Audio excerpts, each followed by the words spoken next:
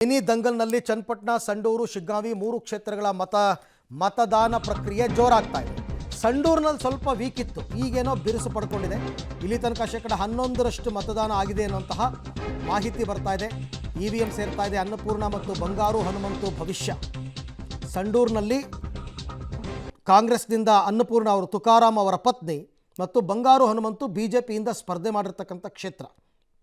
ಇಲ್ಲಿ ಹೇಳಿ ಕೇಳಿ ಬಿಸಿಲಿನ ನಾಡು, ಹಾಗಾಗಿ ಬಿಸಿಲು ಏರ್ತಾ ಸ್ವಲ್ಪ ಮತದಾನ ಕಡಿಮೆ ಆಗುತ್ತೆ.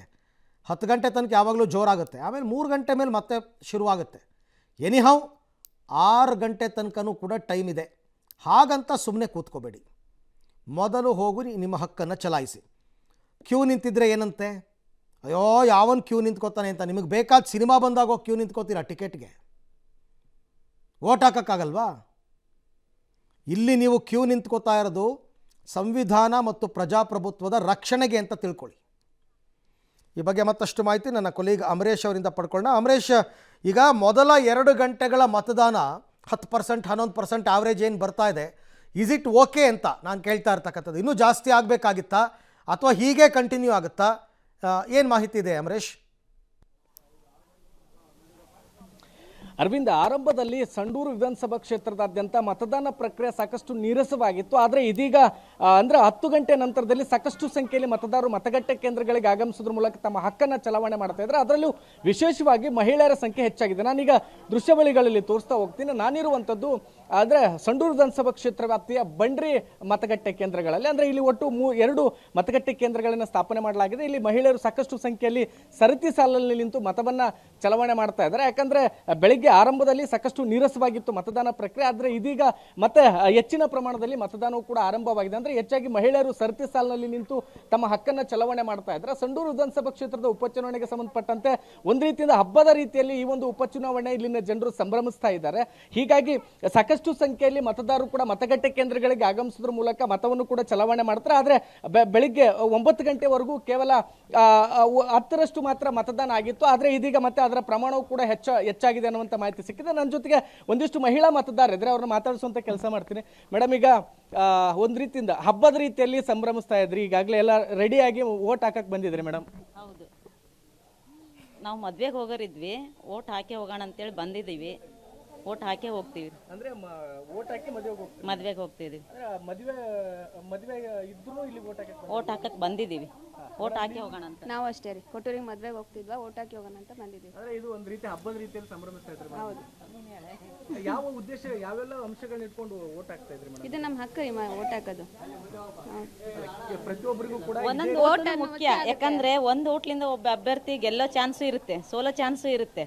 ಹಾಗಾಗಿ ಒಂದೊಂದು ಓಟು ಮುಖ್ಯ ಅಲ್ಲ, ಹಂಗಾಗಿ ಎಲ್ಲರೂ ಹಾಕ್ಲೇಬೇಕು.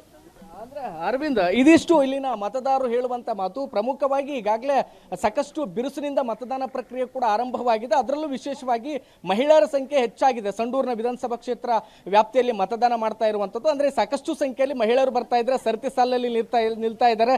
ಹೀಗಾಗಿ ಮತದಾನ ಕೂಡ ಸಾಕಷ್ಟು ಬಿರುಸುಗೊಂಡಿದೆ. ಅದರಲ್ಲೂ ವಿಶೇಷವಾಗಿ ಮಹಿಳೆಯರು ತಂಡೋಪತಂಡವಾಗಿ ಆಗಮಿಸೋದ್ರ ಮೂಲಕ ತಮ್ಮ ಹಕ್ಕನ್ನು ಚಲಾವಣೆ ಮಾಡ್ತಾ ಇದ್ದಾರೆ.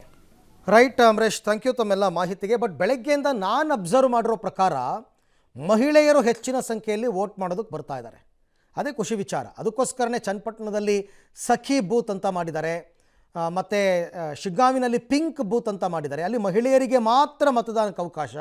ಹಾಗಾಗಿ ಕೆಲವರು ಬರ್ತಾರೆ, ಏನೂ ತೊಂದರೆ ಇರಲ್ಲಪ್ಪ, ಯಾವ ಗೌಜು ಗದ್ದಲಗಳು ಏನೂ ಇರೋದಿಲ್ಲ, ಆರಾಮಾಗಿ ಹೋಗ್ಬಿಟ್ಟು ವೋಟ್ ಹಾಕ್ಬಿಟ್ಟು ಬರ್ಬೋದು ಅಂತಕ್ಕಂಥದ್ದು. ಹಾಗಾಗಿ ತುಂಬ ಜನ ಮಹಿಳೆಯರು ವೋಟ್ ಮಾಡೋದಕ್ಕೆ ಬರ್ತಾ ಇದ್ದಾರೆ. ಆ ಮಹಿಳಾ ಮತದಾರರು ಯಾರ ಪರವಾಗಿ ಮತ ಚಲಾಯಿಸ್ತಾರೆ ಅದೆಲ್ಲ ಸೆಕೆಂಡರಿ, ಬಟ್ ವೋಟ್ ಮಾಡೋದಕ್ಕೆ ಬರ್ತಾ ಇದ್ದಾರಲ್ಲ, ಅದು ಖುಷಿಯ ವಿಚಾರ. ಹಾಗಾಗಿ 3 ಕ್ಷೇತ್ರಗಳು ಕೂಡ ಆ್ಯಾವ್ರೇಜ್ ಪ್ರತಿ ಚುನಾವಣೆಯಲ್ಲೂ 80%ಗಿಂತ ಏನು ಕಡಿಮೆ ಇಲ್ಲವೇ ಇಲ್ಲ. ಚನ್ನಪಟ್ಟಣ ಯಾವತ್ತೂ 85ಕ್ಕಿಂತ ಕಡಿಮೆ ಇಲ್ಲ. ಹಾಗಾಗಿ ಈ ಸರ್ತಿನೂ ಕೂಡ ಅದನ್ನು ರೀಚ್ ಆಗ್ತಾರೆ ಅಂತಕ್ಕಂಥ ನಿರೀಕ್ಷೆ ಅಂತೂ ಇದ್ದೇ ಇದೆ. ಇದಕ್ಕೋಸ್ಕರ ಜಿಲ್ಲಾಡಳಿತ ಮತ್ತು ಚುನಾವಣಾ ಆಯೋಗ ಎಲ್ಲ ರೀತಿ ಸಿದ್ಧತೆ ಮಾಡಿಕೊಂಡಿದ್ದಾರೆ. ಸಾಕಷ್ಟು ಸಂಖ್ಯೆಯಲ್ಲಿ ಪೊಲೀಸರನ್ನ ನಿಯೋಜನೆ ಮಾಡಿದ್ದಾರೆ. ಧೈರ್ಯದಿಂದ ಬಂದು ಮತದಾನ ಮಾಡಿ ಅಂತಕ್ಕಂಥ ಜಾಗೃತಿಯನ್ನು ಕ್ಷೇತ್ರದಾದ್ಯಂತ ಮೂಡಿಸಿದ್ದಾರೆ. ಹಾಗಾಗಿ ಬರ್ತಾ ಇದ್ದಾರೆ ತುಂಬ ಜನರಿಗೆ. ಅದರಲ್ಲೂ ಬೆಳಗ್ಗೆ ಹೊತ್ತಲ್ಲಿ ಸ್ವಲ್ಪ ಹಿರಿಯ ನಾಗರಿಕರ ಸಂಖ್ಯೆ ಜಾಸ್ತಿ ಇತ್ತು. ಹಾಗಾಗಿ ಇನ್ನು ನಂತರ ಬರ್ತಕ್ಕಂಥ ಯುವಕ ಯುವತಿಯರೆಲ್ಲರೂ ಕೂಡ ಬಂದು ವೋಟ್ ಮಾಡ್ತಕ್ಕಂಥದ್ದು ಕೇವಲ ನಮ್ಮ ಹಕ್ಕು ಅಂತಲೇ ಅಲ್ಲ, ನಾವು ಆಯ್ಕೆ ಮಾಡಬೇಕಾದ ವ್ಯಕ್ತಿ ಯಾರು ಅಂತಕ್ಕಂಥದ್ದು ಮುಖ್ಯ ಆಗುತ್ತೆ.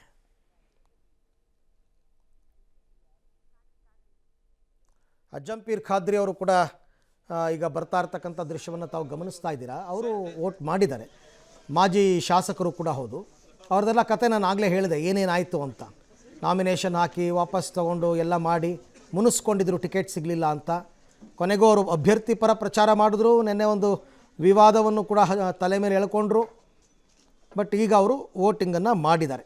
ಅವರು ಕೂಡ ಶಿಗ್ಗಾಂವಿಯ ಸ್ಥಳೀಯ ಮತದಾರರು. ಅವರು ಯಾಸಿರ್ ಖಾನ್ ಪಠಾಣ್ ಅವರ ವಿಚಾರದಲ್ಲಿ ಅಥವಾ ಕ್ಷೇತ್ರದ ಅಭಿವೃದ್ಧಿ ವಿಚಾರದಲ್ಲಿ, ಅಲ್ಪಸಂಖ್ಯಾತರ ಅಭಿವೃದ್ಧಿ ವಿಚಾರದಲ್ಲಿ ಸಾಕಷ್ಟು ಕನಸು ಕನವರಿಕೆಗಳನ್ನ ಇಟ್ಕೊಂಡಿದ್ದಂಥವ್ರು. ಪಕ್ಷ ನನಗೆ ಅನ್ಯಾಯ ಮಾಡ್ತು ಅಂತ ಬಹಳ ಬೇಜಾರನ್ನು ಮಾಡ್ಕೊಂಡಿದ್ರು. ಬಟ್ ಎನಿಹೌ, ಒಂದು ಎಲೆಕ್ಷನ್ ಅಂದರೆ ಒಂದು ಪಾರ್ಟಿಯಿಂದ ಒಬ್ರಿಗೆ ಮಾತ್ರ ಟಿಕೆಟ್ ಸಿಗೋದಕ್ಕೆ ಸಾಧ್ಯ. ಹಾಗಾಗಿ ಅವರು ಈ ಸರ್ತಿ ಕಾಂಪ್ರಮೈಸ್ ಆಗಬೇಕಾಗಿ ಬಂತು. ಹುಲಗೂರಿನಲ್ಲಿ ಅಜ್ಜಂಪೀರ್ ಖಾದ್ರಿ ಅವರು ವೋಟನ್ನು ಮಾಡಿದ್ದಾರೆ. ಶಿಗ್ಗಾಂವಿಯ ಹುಲಗೂರು ಕ್ಷೇತ್ರದಲ್ಲಿ ಅವರು ಮಾಡಿರ್ತಕ್ಕಂಥದ್ದು. ಮತ್ತೊಂದು ಕಡೆ ಬಸವರಾಜ ಬೊಮ್ಮಾಯಿ ಸಂಸದರು, ಅವರ ಪುತ್ರ ಭರತ್ ಬೊಮ್ಮಾಯಿ ಅವರೆಲ್ಲರೂ ಕೂಡ ಬಂದು ಶಿಗ್ಗಾಂವಿನಲ್ಲಿ ಮತದಾನವನ್ನು ಮಾಡಿದ್ದಾರೆ.